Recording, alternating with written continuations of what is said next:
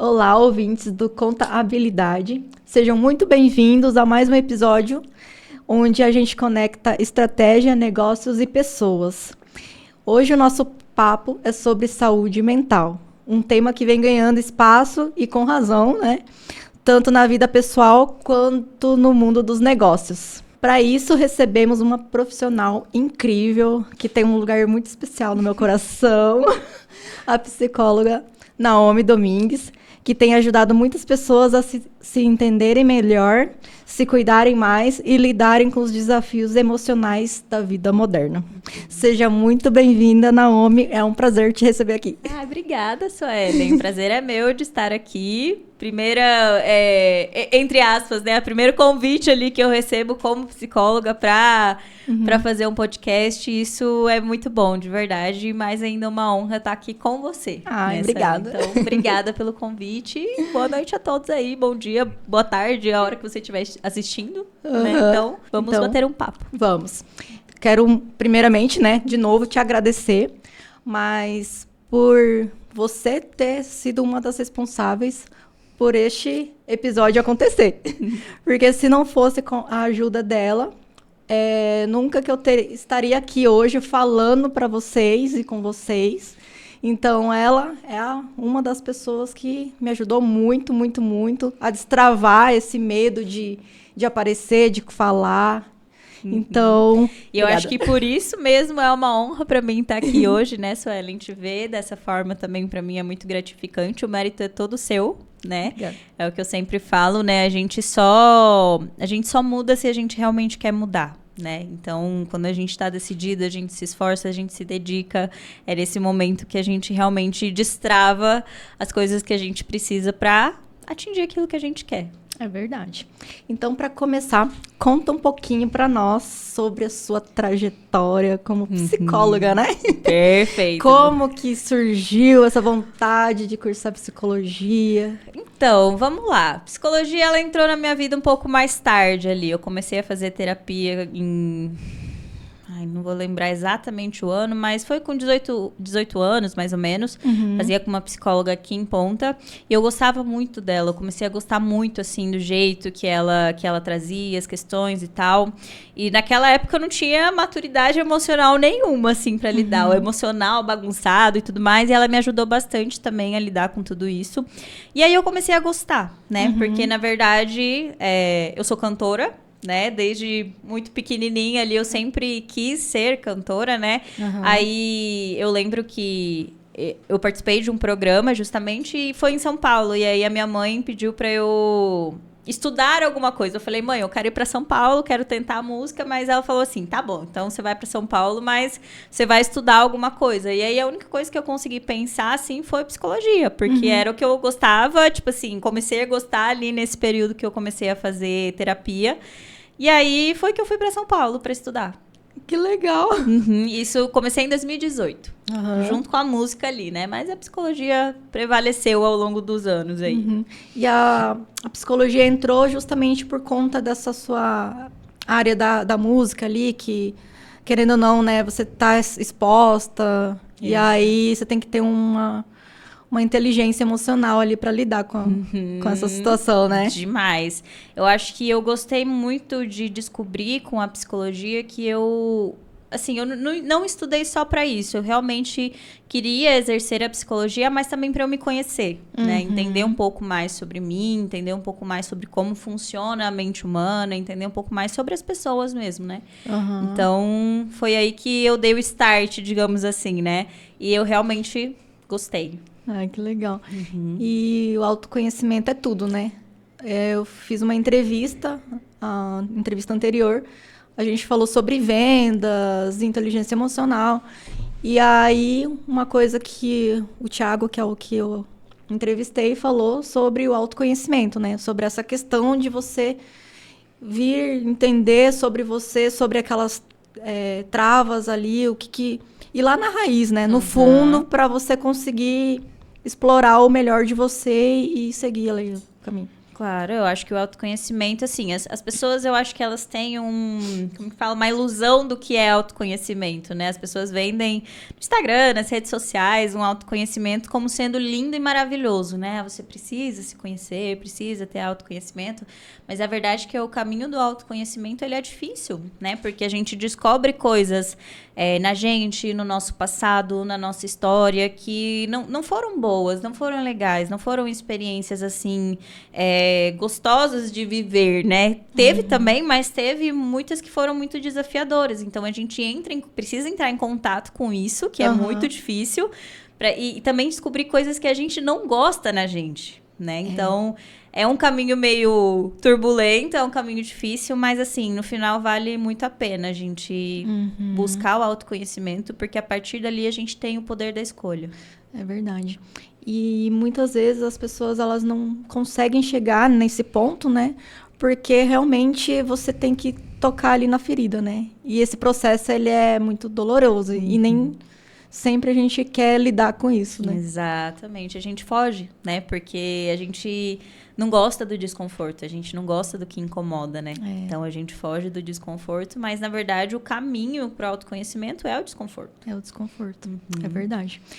E quais são as áreas de atuação da psicologia? Qual a sua área de atuação? Qual que você... Então, perdão. Atualmente eu atuo na terapia cognitivo-comportamental, sempre foi a que eu mais gostei, assim, de atuar, desde a faculdade e tudo mais, mas eu acabei pegando mais afeto mesmo por essa abordagem, né, que a psicologia, ela tem várias abordagens. Assim, no finalzinho da minha faculdade ali, que eu comecei a ter hábitos melhores na minha vida e eu percebi que isso influenciou completamente na minha saúde mental. Então, eu falei, agora eu preciso entender por que isso aconteceu. E foi ali que isso foi me levando um pouquinho mais também para neurobiologia, né, para neurociência, também para terapia cognitivo-comportamental. E atualmente também eu gosto muito de estudar sobre a psicologia baseada em evidências. Não sei se você já ouviu falar alguma vez. Mais ou menos. Então, atualmente a psicologia baseada em evidências, ela é não é uma abordagem em si, né? As pessoas acreditam que talvez ao longo do tempo a psicologia não vá mais ter abordagens, mas todos os psicólogos vão precisar trabalhar com uma mesma linha, digamos assim, né? Que traz um pouquinho das evidências científicas, né? Que é importante para a gente ter as ferramentas para trabalhar com o paciente. Eu falo que não é só ouvir, né? Sim. Algumas pessoas têm esse conceito de psicologia ou ir na terapia é só conversar e o psicólogo te escutar e pronto, né? E na verdade não, a gente precisa estudar para a gente poder brindar ferramentas para os pacientes para que eles possam evoluir ao longo do tempo e saiam melhor do que eles entraram na terapia, né? Esse é o objetivo. Sim, que é a escutativa que você sempre fala, né? Exatamente. E eu acho isso muito legal e realmente faz sentido e funciona. Né? Eu falo por experiência própria, porque eu já fiz outras terapias e aquela coisa de a gente só ficar falando ali, assim, é legal, é bom, mas eu senti realmente uma diferença, assim, muito rápido, uma evolução muito rápida com essa abordagem. Essa linha. Perfeito. E atualmente a psicologia baseada em evidências, ela usa muito da TCC, né, da terapia cognitivo-comportamental, porque é a que se preocupou em ir mais para uma ciência, né? Mas não só, né? A gente pega de várias abordagens ali para entender o que é melhor para o paciente. Então, a gente trabalha evidências científicas mais recentes com a preferência do paciente, a gente não ignora. Isso que muitas pessoas têm o conceito também da TCC, né?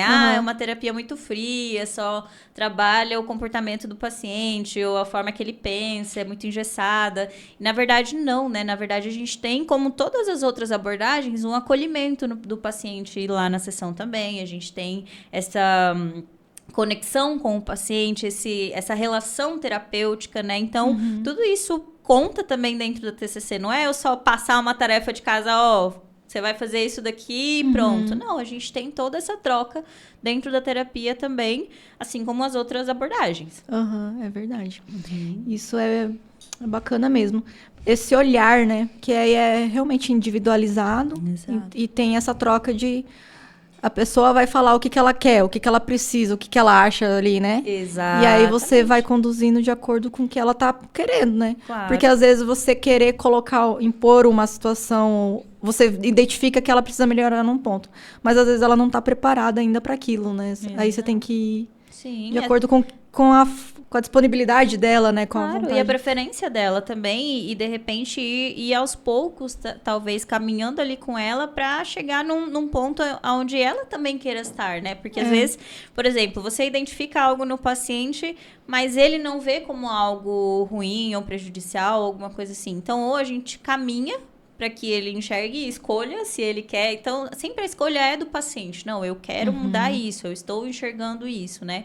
É como se fosse... O psicólogo é como se fosse o GPS, né? Você mostra os caminhos, só que é o paciente que vai decidir, eu vou por esse, eu vou por aquele. E a partir dali, a gente vai fazendo uma rota que faça mais sentido para ele. Uhum. Em conjunto. Sim, legal. Como você enxerga o crescimento da busca por terapia nos últimos anos? Então, isso foi... Eu acho que na pandemia isso explodiu mais, assim, né? Que as pessoas começaram a ficar mais retraídas. A gente precisou, né? Ficar mais em casa. Então, eu acho que ali a gente entra mais em contato com o nós, né? Tipo assim, você mesmo ali, né? Com os seus sentimentos, as suas emoções, os seus pensamentos. Então, eu acredito que...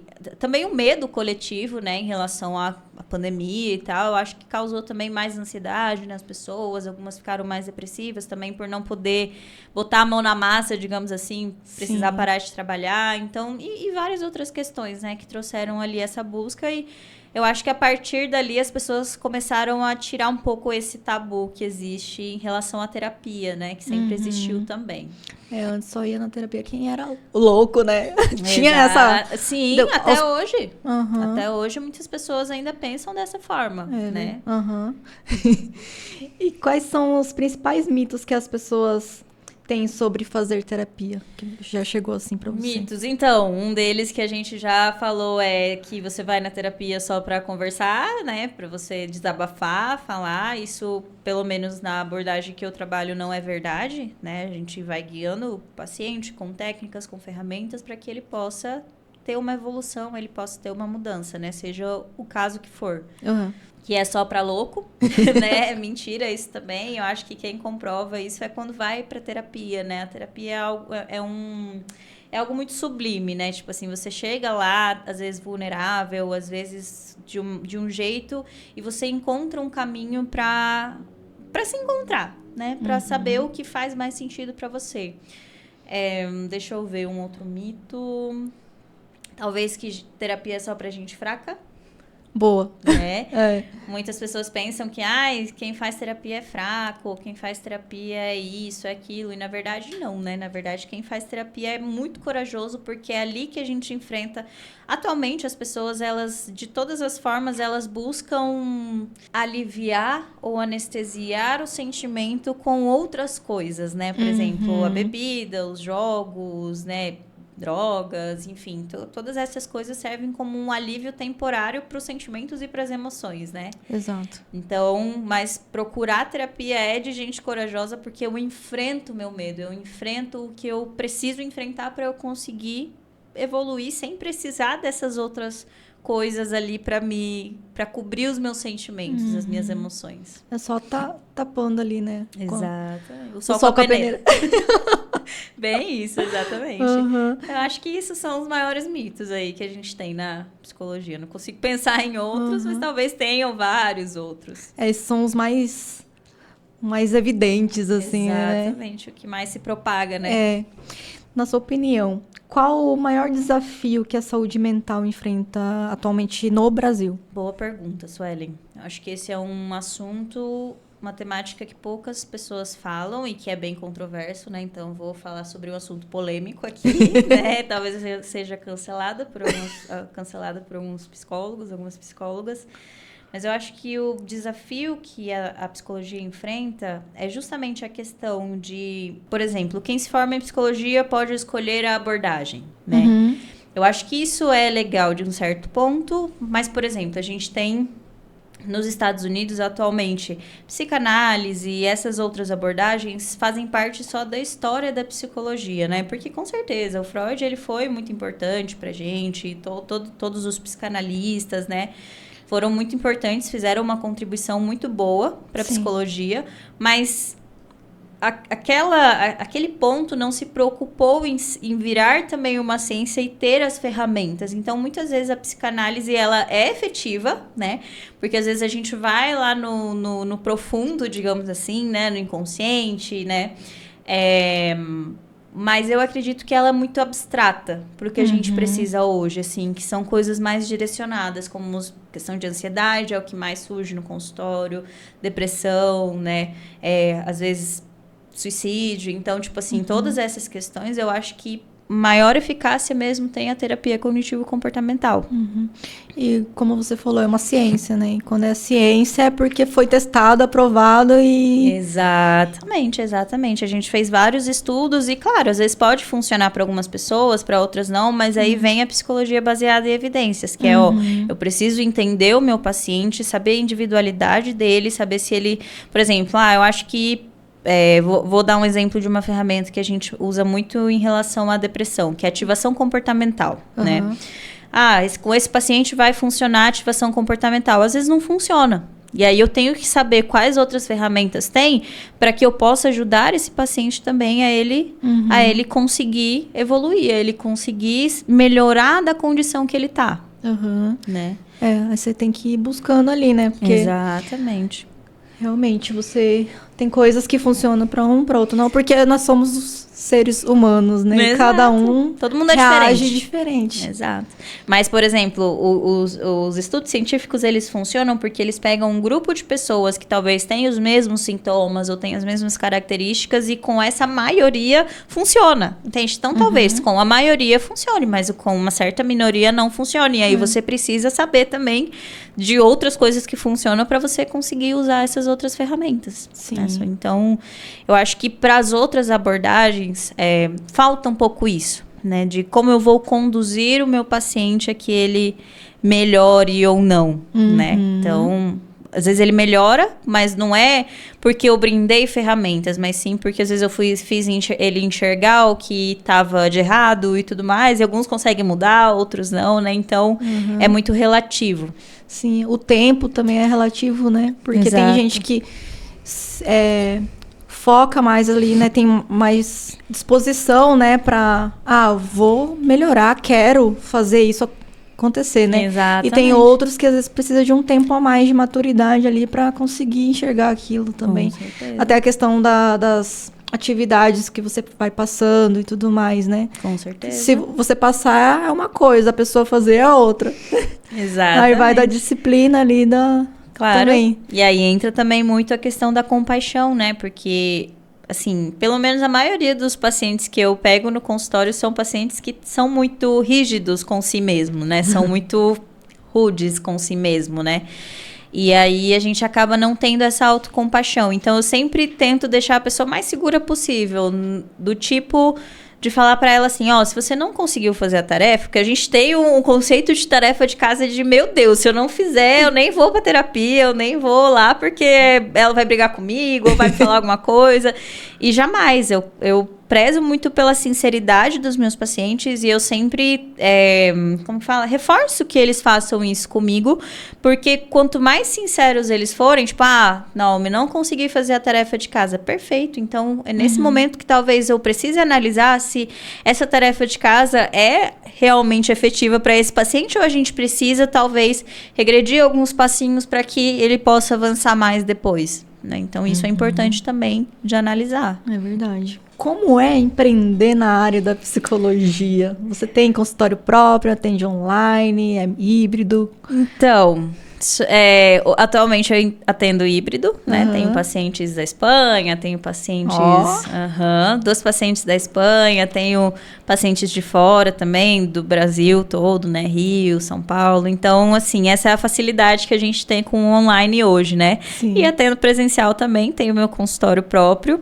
E, assim, sempre foi um desejo meu, né? Muitos psicólogos não concordam com a ideia hoje de abrir um consultório próprio, porque realmente digamos assim, assim, que é um investimento maior e às vezes você consegue captar os mesmos pacientes de forma online, digamos assim, vamos dizer, trabalhando de casa.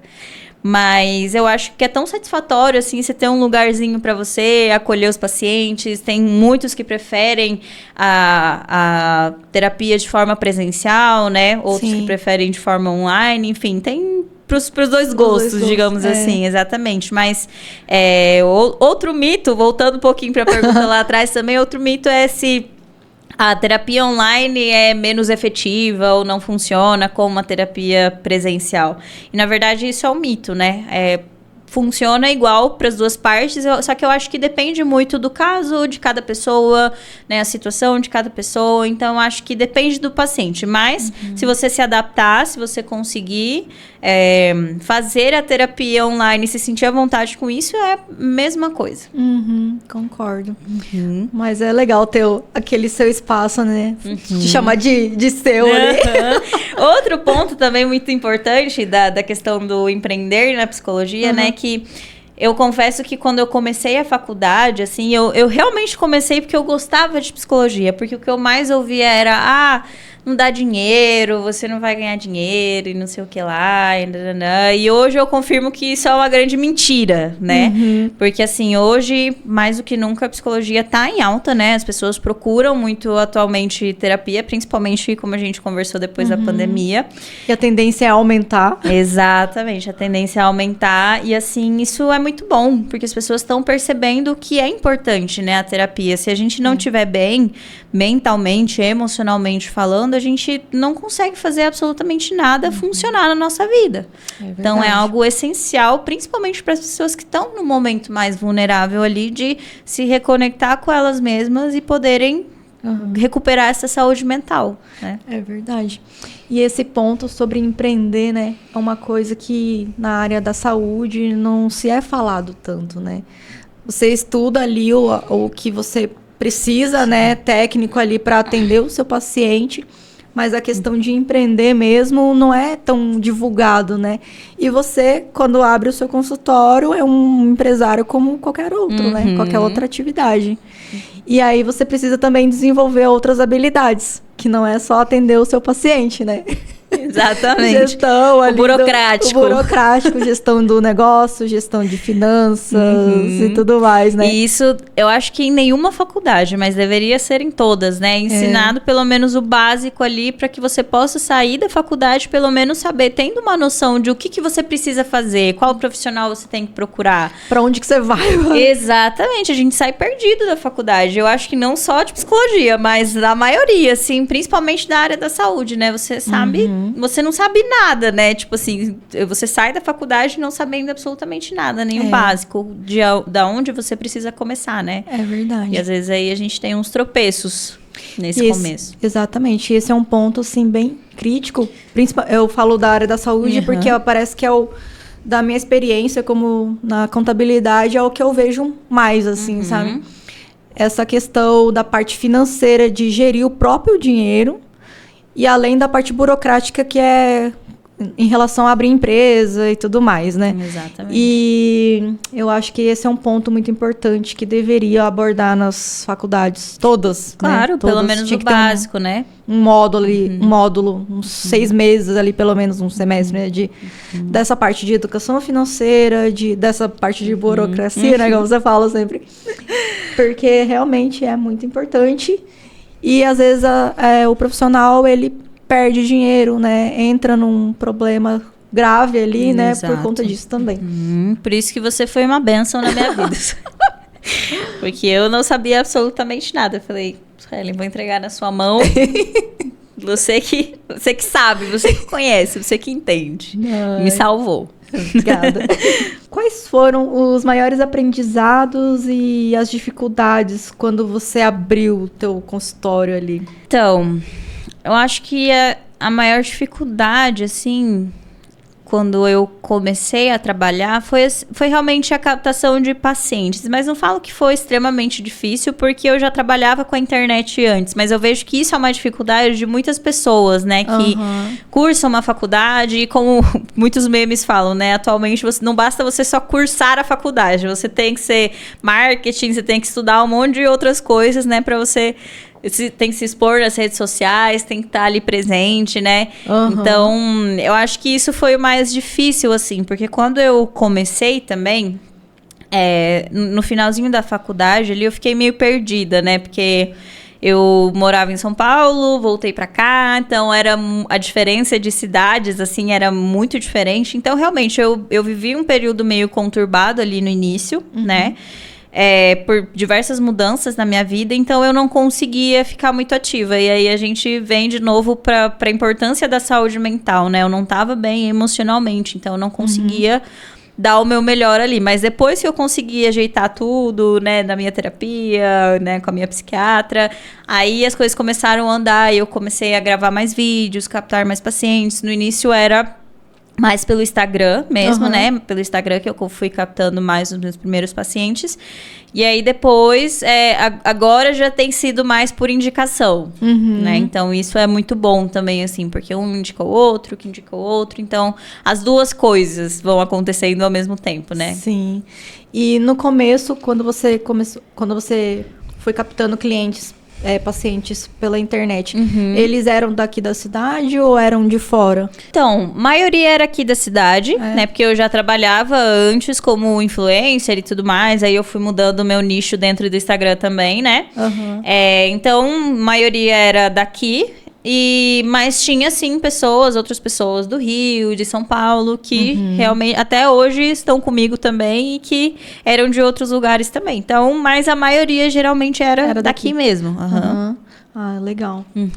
Depois, quando você no começo, na verdade, né, é muito difícil. Então, quando você vai mostrando, né, o seu potencial ali, as pessoas vão conhecendo o seu trabalho. Que é aí que as coisas vão acontecendo, né? Exatamente. E, bom, o que eu vejo, assim, que às vezes os de fora acaba dando mais... Tá ali mais, assim, te dá mais a oportunidade, né? É como se te desse mais chance ali, ou mais validação ali do que as pessoas que estão mais pra cá. Né? Porque faz sentido. Porque quando você se posiciona ali na internet, né, as pessoas veem ali e já te entendem como, né, autoridade. E às vezes as pessoas que te conhecem não acabam só te validando depois que vê realmente que você é boa naquilo, né? Isso acontece muito. Acho que com todo mundo que decide se expor mais, né, nas redes sociais e tal.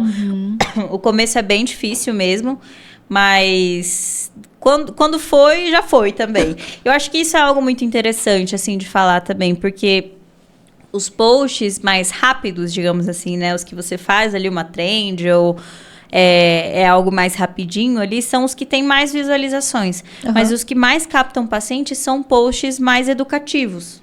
Né? Ou de conexão com as pessoas, né? Por exemplo, explicando alguma coisa, né? Conversando sobre alguma coisa sobre a saúde mental. São posts que geralmente não tem tantas visualizações, tantos likes, tantas coisas, mas capta muito paciente, né? Porque você gera ali realmente uma autoridade de saber o que você está falando, ter conhecimento sobre a sua área. Então, isso é muito interessante hoje das redes sociais também, né? Não se basear só por números. É verdade.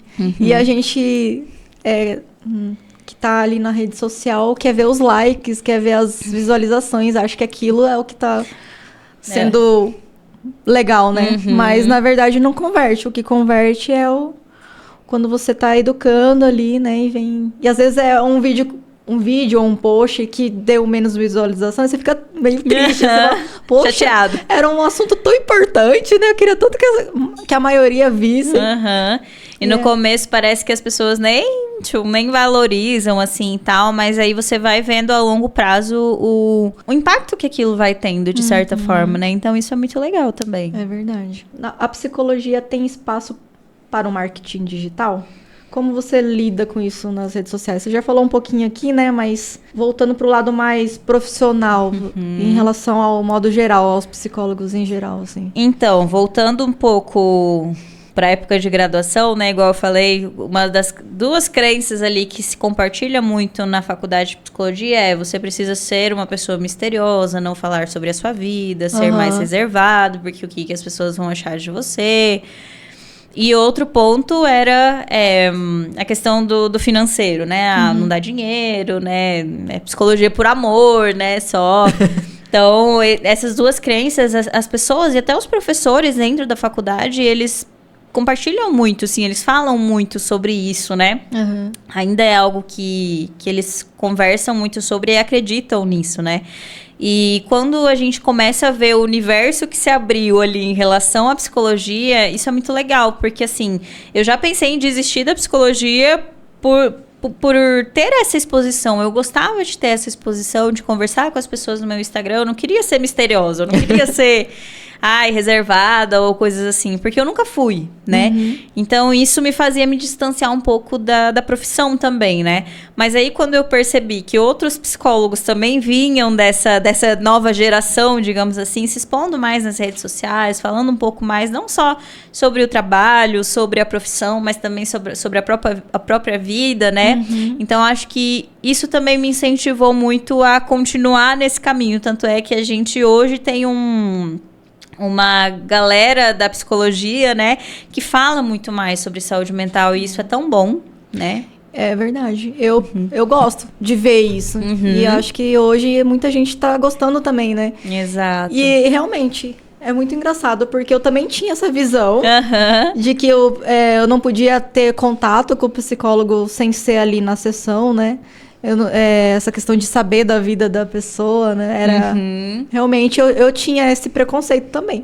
E aos poucos foi mudando. E aí, quando você começou a se posicionar dessa forma, eu comecei a ver também com outros olhos e achei muito legal. E hoje eu fico seguindo páginas ali, vendo e procurando também esse tipo de conteúdo, porque querendo ou não agrega na nossa vida ali, né? Com certeza. E é legal. Claro, e antes não se falava nada de saúde mental, né? Hoje a gente precisa falar, né? Porque também pelo fato de ninguém falar sobre isso é que hoje a gente tem ali uma epidemia de ansiedade, de depressão, né? O Brasil é o país número 1 mais ansioso ali, né, do mundo. Então, são dados preocupantes. É verdade. Então tem que falar. E até a questão do burnout, que agora, né, também tá em evidência.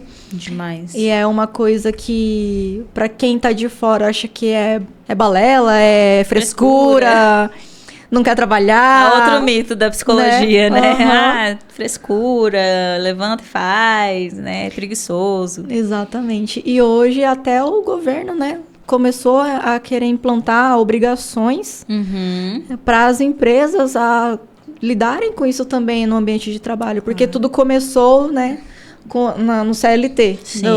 Quem é o afetado é o funcionário. Mas a gente também vê o outro lado, né, que o patrão ali, o empregador, também sofre disso. É até um pouco pior, porque quem é empresário, né, ele tem uma carga de trabalho maior. O funcionário, não desmerecendo, mas assim, ele cumpre aquele horário, né? Ele é muito exigido naquele horário, só que o empresário, ele não tem sossego, né? Ele tá ali 24/7, que a gente fala. Às vezes você não consegue, quando você é autônomo ou empresário, você não consegue dividir o seu tempo ali. Esse momento vai ser para eu trabalhar, esse momento, porque todo momento para você é de trabalhar. Exato. Né? Eu tenho o dia todo ali para trabalhar, né? Então, às vezes fica difícil de colocar limites também, mas é muito necessário justamente por isso, porque senão a gente se perde um pouco, né? Nesse, né?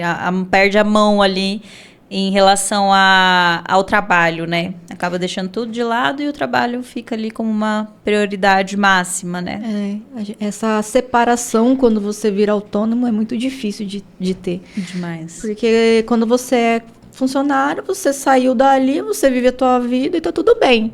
Você só vai se preocupar no outro dia quando você voltar lá.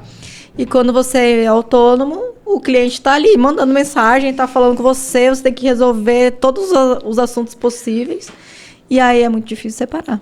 E aí que você entra num colapso aí, muitas vezes, né? Se você não se cuidar, não fazer uma terapia. Também a questão, né, do autocuidado, exercícios, alimentação, sono, é muita coisa envolvida ali. Claro, é o que eu sempre falo para todos os meus pacientes, né? A gente tem pilares da saúde mental. Não é só fazer terapia, não é só tomar medicação, né? Tem que fazer um exercício físico, tem que ter um tempo para si mesmo, tem que ter um tempo para passar com as pessoas que você ama, tem que ter um tempo ali de descanso para você não fazer nada e deixar a cabeça vazia, tem que ter um tempo ali para fazer um hobby que você gosta, tem que ter um tempo para socializar, tem que ter um tempo para tudo. Claro que não sempre a gente vai conseguir dar conta disso tudo, né? Mas quanto mais a gente conseguir colocar cada coisinha no seu lugar, né? A gente é como uma casa, então a gente precisa desses pilares e quanto mais pilares estáveis a gente tiver, mais estável a gente vai estar. Como você cuida da sua própria saúde mental enquanto cuida dos outros? O que você faz ali? Então, a né? Pergunta.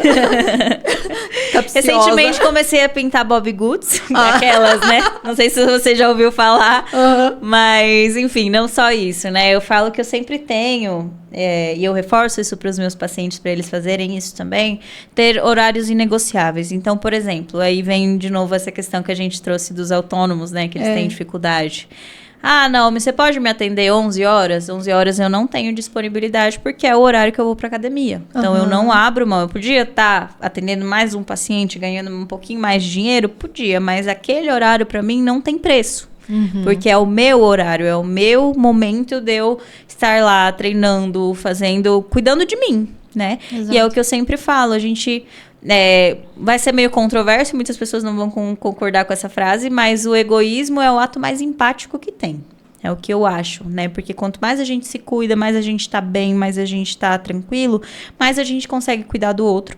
É verdade. E mais a gente consegue não dar trabalho para as pessoas também, né? A gente tá bem, então a gente tá tranquilo. Então a gente precisa se cuidar primeiro para depois a gente poder cuidar das pessoas, né? Então tem que ter coisas e momentos que são inegociáveis para você. Pelo menos é o que eu faço hoje para cuidar da minha saúde mental. Então, meu namorado tá aí.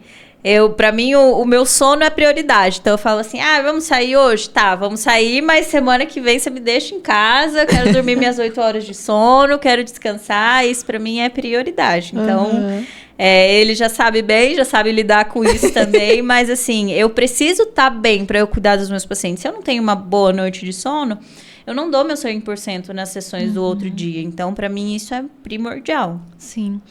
E antigamente eu não concordava com isso. Agora você sabe que eu já concordo.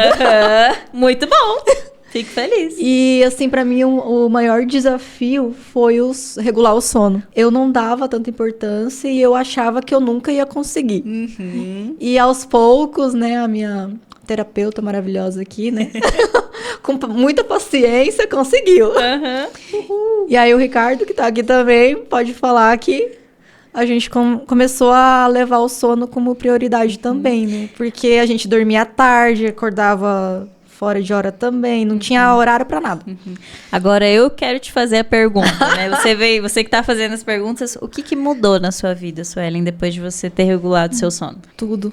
Primeiro que eu tive um burnout, consegui sair, esse foi um dos primeiros pontos, né? De conseguir regular e ter aquela questão do descanso da mente, que esse era o meu maior problema, que eu sempre reclamava, né? Que eu não parecia que, por mais que eu dormia, às vezes eu tirava o final de semana inteiro, dormia, e não acordava descansada, revigorada, parece que o meu cérebro, ele não sei, não parava. E hoje isso melhorou. A questão de organização também, porque antes eu sempre falava, né, que a minha cabeça era igual ao meu computador. Tem 20, 30 abas abertas ao mesmo tempo e é aquela loucura. Uma música tocando ali de canto, você não sabe de qual das abas que é. Exato.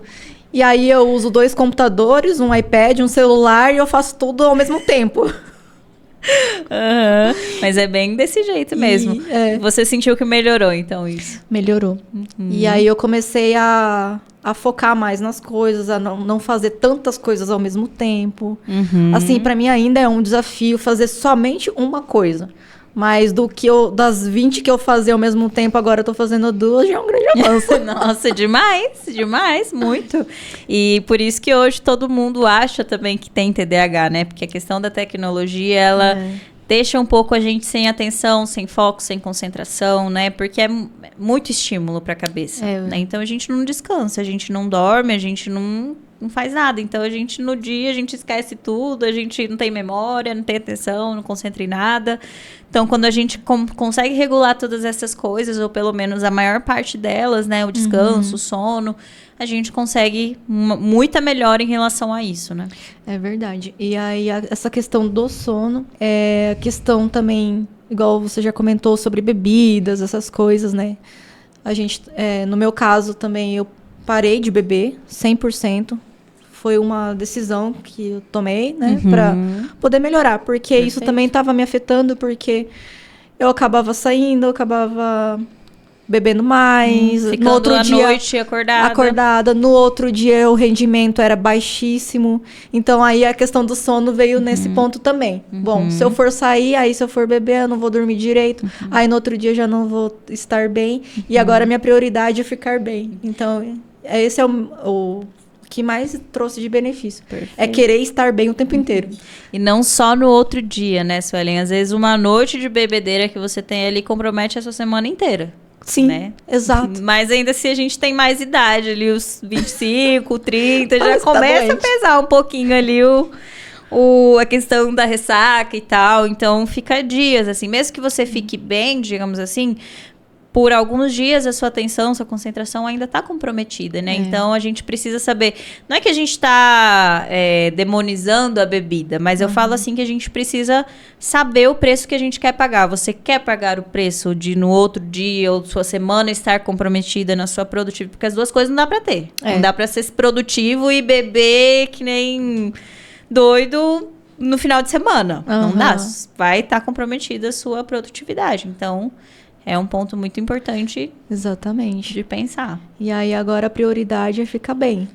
Estar bem o tempo inteiro, na medida do possível.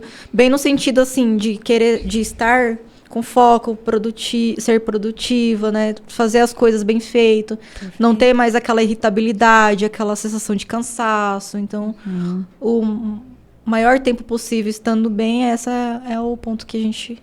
busca sempre, né? Perfeito, muito bem. O que você faz no dia a dia para manter o seu equilíbrio emocional? Porque ser psicóloga, né, é uma tarefa bem difícil. Você ficar ali, né, ouvindo os pacientes o dia inteiro, né? Porque eu falo por mim que eu brinco, né, que a minha bateria social não é tão forte, né? E aí, o dia que eu tenho muita reunião, eu fico extremamente cansada. E o que você faz, né? Pra se recarregar? Perfeito. É uma pergunta muito legal. Assim, as pessoas também têm muito conceito de que a psicóloga, ela não sente raiva, é super equilibrada emocionalmente. Na verdade, isso também é um mito, né? A gente também, às vezes, tem nossos momentos ali de quebra, de ansiedade, de tristeza. A gente é ser humano, como todas as pessoas, né? E isso é importante também, porque gera conexão com os nossos pacientes, né? Mas, geralmente, o que eu faço é justamente a mesma coisa que eu falo para os meus pacientes, né? Eu vi uma frase esses dias no Instagram que para mim fez muito sentido, né? Se você prescreve, então você também pratica, né? Então, se eu prescrevo, não adianta eu falar para o meu paciente, Suelen, você precisa fazer exercício físico. Se eu não priorizo isso na minha vida também, né? Então, quer dizer que se eu tô falando isso pra você que faz efeito, que faz bem, então eu também preciso colocar aquilo em prática. Então, o que eu faço é tentar manter o máximo possível desses pilares firmes, né? Exercício físico, sono, alimentação, né? Tempo de descanso também. Eu chego em casa, eu não penso mais no trabalho, eu não pego mais no notebook, nada, né? Ou pelo menos eu tento, né? Tem alguns dias que é difícil. Que não dá. Mas assim, eu tento o máximo possível realmente me desligar para que no outro dia eu possa render de novo bem os próximos pacientes, né? Porque muitas pessoas também falam assim, ai meu Deus, eu acho que eu não conseguiria ser psicóloga porque eu ia sofrer muito, ia ter muita empatia pelas pessoas, ia querer, né, ajudar a fazer. E eu acho que isso é importante também, a gente saber esse distanciamento de qual é o nosso limite para ajudar as outras pessoas. Isso eu acho que não só na psicologia, né, mas em todas as áreas, né? Tipo assim, é até aqui que eu posso ir. Se eu for além disso, isso já vai me comprometer e vai comprometer o meu trabalho com os outros pacientes. Exato. Então, eu preciso ajudar o máximo possível, ter as ferramentas, né? Mas eu não posso estar ali dormindo com o paciente para ver se vai acontecer alguma coisa ou não, né?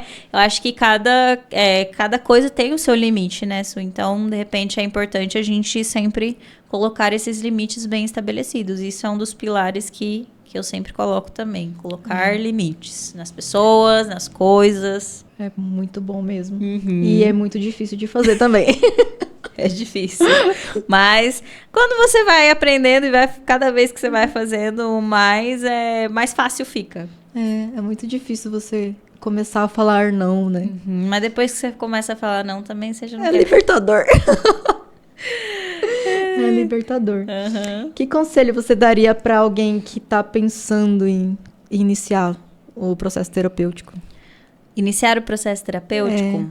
Eu falaria que ela se entregasse 100%. Claro que a gente tem bons psicólogos, a gente tem psicólogos que não são tão bons, a gente tem psicólogos que às vezes não conectam com a gente, isso não quer dizer que o profissional é bom ou não é bom, depende muito também da conexão que a gente tem ali, né, porque nós somos seres humanos, tem gente que bate, tem gente que não bate tanto, né, e tá tudo bem, isso não significa que você é um profissional ruim, mas às vezes que com aquela pessoa, talvez outra pessoa funcionaria melhor, por X ou Y motivo, né?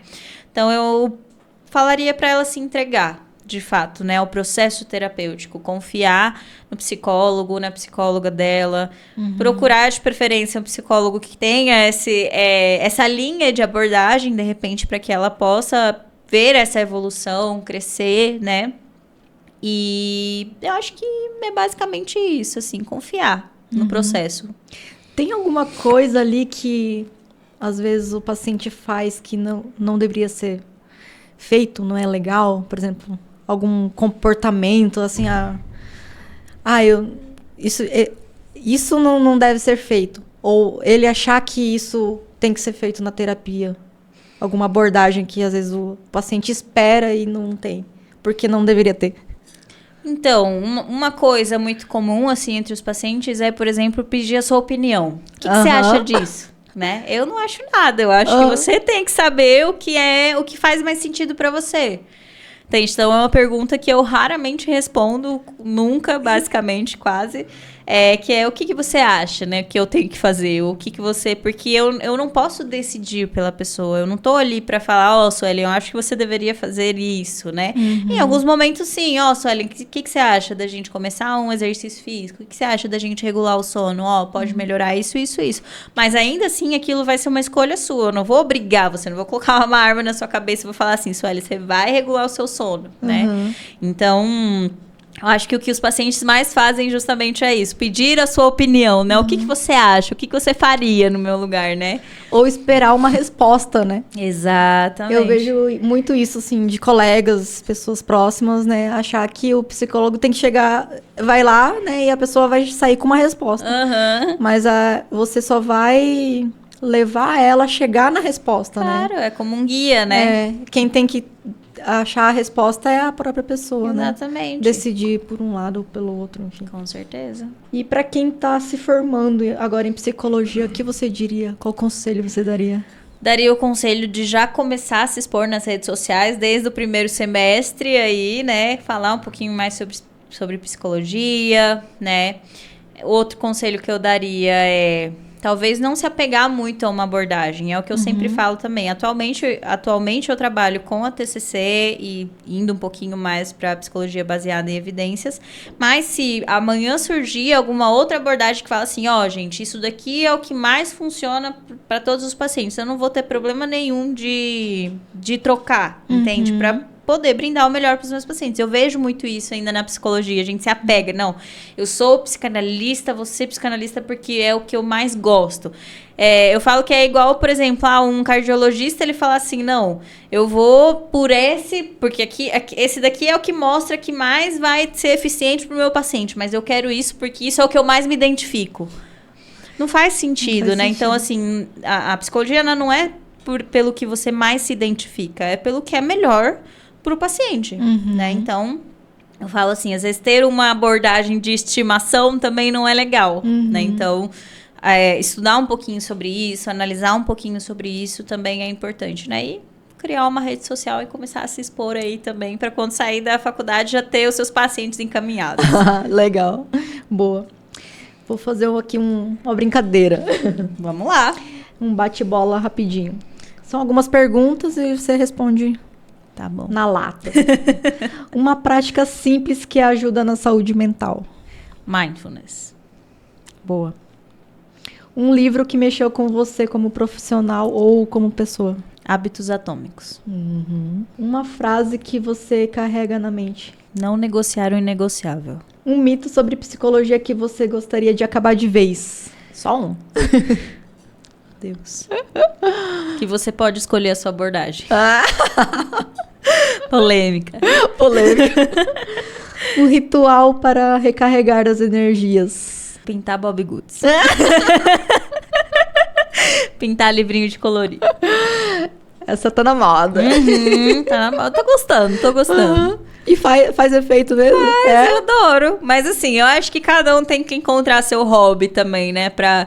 Todo mundo tem que ter eu acho que pras mulheres isso é mais difícil, assim. Não sei se é um padrão, assim, mas eu vejo muito que os homens têm o futebol, têm o videogame, têm não sei o quê. Então, naquele momento, eles desligam, né? As mulheres, elas têm mais dificuldade. A todo momento, elas estão precisando ser produtivas, né? Estão tendo que fazer alguma coisa. Então, é muito libertador você também procurar algo que você faça que você não precise ser boa, né? Que você não precise ser perfeita. Pinta de qualquer jeito, ou faz de qualquer jeito, né?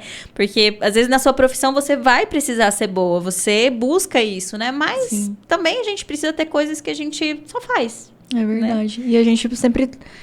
Dessa forma de querer buscar sempre ser boa porque você tem que ser boa em algumas áreas, você leva isso pra tudo, né? Exato. Pesa muito, né? Porque imagina você ter que ser boa em tudo. Tem coisa que a gente não vai ser boa, mas a gente vai gostar de fazer. Então tudo bem, né? Tocar um instrumento, cantar, às vezes pintar, né? Às vezes fazer outras coisas ali. Eu acho que é muito importante a gente encontrar aquilo que a gente gosta de fazer, mas que talvez a gente não seja perfeito ou bom, mas que a gente goste. É verdade. E pra encerrar aqui, onde que as pessoas podem te encontrar pra saber mais sobre o seu trabalho? Então... Mas a maior parte das vezes ali eu indico o meu Instagram, que é Naomizita. Não tenho psi porque... Não sei, eu acho que eu gosto, assim, de ter como que fala? De não me denominar algo, né? Tipo assim, psicóloga. Porque em algum momento eu posso deixar de ser psicóloga também e ser alguma outra coisa, né? Então, Naomizita. Quem deixou de ser cantora pra virar psicóloga, porque não? Nossa, eu já fiz de tudo, maquiadora, cantora, influencer, né, psicóloga agora, né, e todas as fases eu adorei, gostei, amei, né, e eu acho que essa fase também tá sendo muito gostosa, então tô no Instagram aí, Naomizita, e ali no Instagram também tem o linkzinho pra encontrar o contato, tudo mais, pra agendar uma sessão também. Aí a gente tá com lista de espera, mas... Assim que possível, a gente vai... Deixa uma mensagem final para os ouvintes que estão buscando qualidade de vida e bem-estar emocional. Melhore os seus hábitos. Melhore os seus hábitos, porque saúde mental não é só sobre mudar os pensamentos, mindset, igual a gente fala, né? É mudar os comportamentos, mas mais do que isso é a gente mudar os hábitos, né? Os hábitos de hoje em dia levaram muito a gente a estar na situação de saúde mental que a gente está. Então, a gente tem que voltar um pouquinho para trás e mudar esses hábitos, né? Para que a gente possa... Só de mudar os hábitos já melhoram 50%. Aí, não tenho dinheiro para fazer terapia. Tudo bem, faz uma caminhadinha, procura regular o seu sono, né? ter ali momentos de qualidade com as pessoas que você gosta, né? Ter um tempinho pra você, e eu tenho certeza que 50% das coisas já vai melhorar. E você que nos ouviu até aqui, agora aproveita para seguir o Contabilidade lá no YouTube, no Spotify e também lá no Instagram, Contabilidade PP.